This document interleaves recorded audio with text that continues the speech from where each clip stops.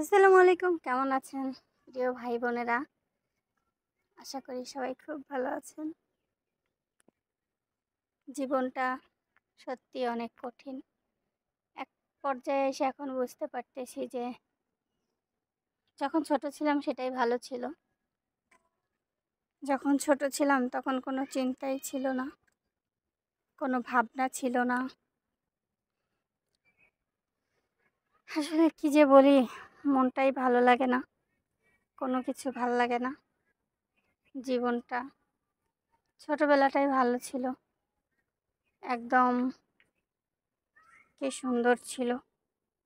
চিন্তা ছিল না, ভাবনা ছিল না। আর এখন প্রতিটা প্রতিটা দিনক্ষণ সময় সব কিছুই কেমনভাবে যাচ্ছে। সময় যেন সময়ে যাচ্ছে না।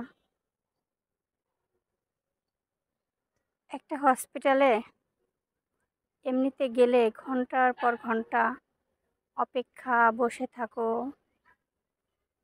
সিরিয়াল পাওয়া। আর এখন আমরা সেই মানুষ, ঘর থেকেও বের হইতে পারতেছি না। ঘর থেকে বের হওয়ার কোনো সুযোগ নেই। কি এক অজানা একটা দুশ্চিন্তা, কবে ঠিক হবে এই সুন্দর দুনিয়াটা। আশা তো করি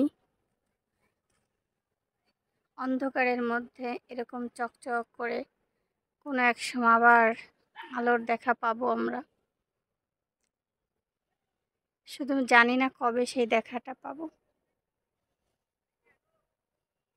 ভালো লাগে না, বিশ্বাস করেন।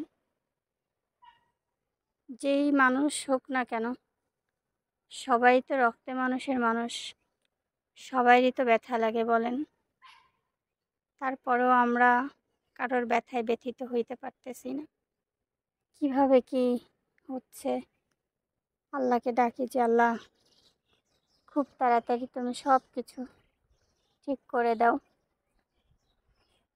আর পারা যাচ্ছে না, মানতে কষ্ট হচ্ছে। ওফ, জীবনটা এরকমই, তাই না? এভাবেই একদিন শেষ হয়ে যেতে হবে। আল্লাহ সবাইকে সঠিক বুঝ দান করুক। আর কী বা বলতে পারি, আর কী বা করতে পারি আমরা? বৃষ্টি স্নাত ফুল দেখতে কত সুন্দর, তাই না?